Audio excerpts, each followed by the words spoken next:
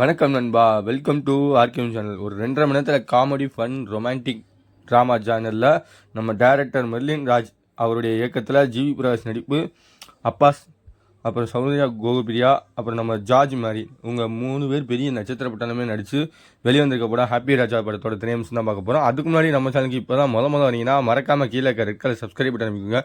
வாங்க வீடியோக்கு போகலாம். ஹாப்பி ராஜா படம் ஏன் பார்க்கணும் அப்படின்ட்டு நீ உங்களுடைய ஒன்லைன் ஸ்டோரியை நடத்திட்டுறேன்.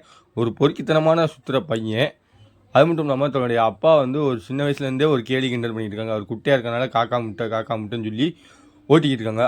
அவர் கூட நம்ம ஜிவி பிரகாஷும் போகிறனால இது பாடுறா அதான் குட்டி காக்கா முட்டைன்னு சொல்லி உருட்டிக்கிட்டு இருக்காங்க. அது வந்து காலப்போக்கில் வந்து பெரிய லெவலில் வந்து போகிறனால அப்பா கூட எந்த பேச்சு இருந்தாலும் கொஞ்சம் தள்ளி நின்றே பேசுவார் ஜிவி பிரகாஷ். அந்த மத்தியில் வந்து ஒரு பொண்ணுக்காக வந்து தன்னுடைய குடும்பத்துக்காக போய் சண்டை போடுறாங்க. பொண்ணு கேட்கும்பொழுது அந்த பொண்ணு வேண்டான்றதுக்காக சண்டை போடுறாங்க. இதுதான், அதாவது ஒரு பொண்ணு வேணும் வேணாம், மேரேஜ் வேணும்னு ஒரு சைடு ஆப்போசிட்டில் சப்போர்ட் பண்ணுவாங்க. இங்கே 2 சைடுமே சப்போர்ட் பண்ணாமல் சண்டை போட்டுக்கிட்டு இருக்காங்க குடும்பத்தில். இதில் பொண்ணு மாப்பிள்ளை மட்டும் சேர்ந்தாங்களா இல்லையான்றது தான் ஒரு ஃபன் அண்ட் என்டர்டெயின்மெண்ட்டான கதைக்களத்தில் கொண்டு வரணும்னு நினச்சிருக்காங்க. இந்த 2026 வந்து அப்பா செட்டில்மெண்ட்டை பேஸ் பண்ணி எடுக்கப்பட்ட படங்கள் வரிசையில் இந்த படமும் வந்து சேர்ந்துருக்குன்னே சொல்லலாம். ஏன்னா வந்து இப்போ ரீசெண்டாக வந்த யூத் படமும் அப்பா சென்டிமெண்ட்டில் உள்ள மூவியாக தான் கடைசியாக கொண்டு வந்து மெசேஜை முடித்தாங்க. அந்த ஜேர்னலில் வந்து இந்த ஹாப்பி ராஜா மூவி இருக்குது. இந்த படத்தில் வந்து ஜிவி பிரகாஷ் தான் மியூசிக் டைரக்டர். அதுக்கு நம்மளுக்கு சொல்லவே வேணாம். ஆல்பம் ஹிட்டில் வந்து வேறு லெவலில் இருக்குது. நான் ஆடிக்கினே இருப்பேன்.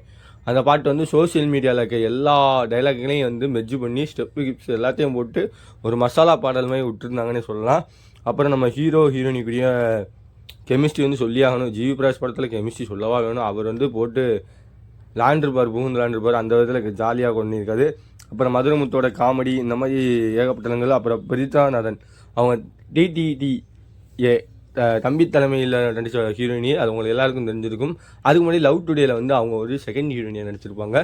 அந்த லவ் டுடேயில் வந்து உங்களுக்கு வந்து கொஞ்சம் லக்கி பாஸ்கர் மாதிரியே மூவ் பண்ணிட்டாங்க. இந்த அவங்க நடித்த படம்னாலே ஹிட்டு தான்டா அப்படின்ற மாதிரி அவங்க கடைசி கிளைமேக்ஸில் ஒரு காட்சிகள் வந்து காட்டுவாங்க. இதுதான்டா ஃபிலிம் அப்படின்ற மாதிரி கடைசியில் வந்து எல்லாருமே தேட்டரில் ரெஸ்பான்ஸோட கூஸ்பம்ஸாக இருந்துச்சு. செகண்ட் ஹாஃபில் கொஞ்சம் விறுவிறுப்பான கதைக்களமும் ஒரு சூப்பரான ஸ்க்ரீன் பிளே கொண்டு போன டேரக்டர் வந்து ஃபஸ்ட் ஹாஃபில் வந்து கொஞ்சம் தவறுன மாதிரி எனக்கு தென்பட்டுது. உங்களுக்கு தென்பட்டுது என்னென்னு மறக்காமல் கமெண்ட் பாக்ஸில் கமெண்ட் பண்ணுங்கள். செகண்ட் ஹாஃபில் வந்து நம்ம கதைகள் வந்து எங்கெங்கேயோ கொண்டு போகிறாங்களே அப்படின்னு தான் நினைக்கல. கதை வந்து இதுக்கு அடுத்து இந்த சீன் இந்த மாதிரி தான் வரும் அப்படின்றது ஆடியன்ஸ், ஜென்ரல் ஆடியன்ஸ் கொண்டும் ப்ரிடெக்ட் பண்ணுற அளவுக்கு தான் இந்த படத்தோட கதைக்கிழமை அமைஞ்சிச்சுன்னு சொல்லலாம். பெருசாக வந்து புதிய ட்விஸ்டெல்லாம் இல்லை. அங்கங்கே வந்து ஒரு ஃபன்னான என்டர்டெயின்மெண்ட்டாக கொண்டு போகணும்னு இடத்துல லவ் டுடே மாதிரி கொஞ்சம் இதுபடியாக வந்து ஒரு லவ் ஃபன்னாக கொண்டு போகணும்னு நினச்சி நல்லா ட்ரை பண்ணியிருக்காங்க. 2 பேருக்கு காதல் காட்சிகளுக்கு வந்து முற்ற காட்சிகளும் சரி, அவங்க லவ் வேணுன்ற காட்சிகள், லவ் வேணான்ற காட்சிகள், இந்த மாதிரி அடிக்கிற லுட்டியும் சரி. நம்ம சோஃபா தம்பி அவெல்லாம் வந்து இந்த படத்தில் வந்து ஒரு சின்ன ஒரு 2-3 சீன் வந்துட்டு போவார். அதெல்லாம் தேட்டரில் பாஸ் ஆகும், சினிமா கொண்டாண்டா அப்படின்ற மாதிரி தான் இப்போ இருக்க ஜென்ரேஷனை ஊக்குவிக்கிற மாதிரி படத்தில் வந்து ஏற சோஷியல் அதாவது இன்ஸ்டா இன்ஃப்ளூயன்ஸில் பூரா உள்ளே கொண்டு வந்திருக்காங்க நம்ம டேரக்டர். அது பார்த்தாலே உனக்கு தெரிஞ்சிருக்கும். ஓவராலாக பார்த்தீங்கன்னா இந்த படத்தை பார்க்கலாமா வேணாமான்னு பார்த்தீங்கன்னா பார்க்கலாம். ஒன்டமேல் ஒரு ஃபன்னான என்டர்டெயின்மெண்ட்டான ஒரு மூவியை போய் பார்க்கலாம்.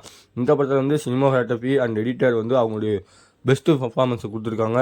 மதன் சினிமோகிராஃபி வந்து செம்மையாக கொடுத்துருக்காங்க. எடிட்டர் செல்வா வந்து அவர் கொடுத்த ஒரு கச்சிதமாக கொடுத்துருக்காங்கன்னு சொல்லலாம். இந்த படத்துக்கு ஆர்கியூம் சேனல் ரேட்டிங்னு பார்த்தீங்கன்னா 5க்கு 3 தடவை. ஹாப்பி ராஜா வந்து பார்த்திங்கன்னா எனக்கு கிட்டத்தட்ட எனக்கு இன்னொரு பேர் இருக்குது குமார். அந்த சேனலில் வந்து நம்ம விஜய் சேதுபதி நம்ம ஜிவி பிரகாஷை பார்த்த மாதிரி தான் எனக்கு தோணுச்சு. உங்களுக்கு எப்படி தோணுச்சுன்னு மறக்காமல் கமெண்ட் பண்ணுங்கள். எனக்கு ஜிவி பிரகாஷோடைய ஹேர் ஸ்டைல், அவருடைய லுக்கு வந்து செம்ம மாசாக இருந்துச்சு. அது எனக்கு பெஸ்ட்டாகவே பிடிச்சிருந்துன்னு சொல்லலாம். அடுத்த ஒரு வீடியோவில் சந்திக்கிறவரை உங்களிருந்து விடைபெறுது உங்கள் ஆர்கே அருண். By viewers.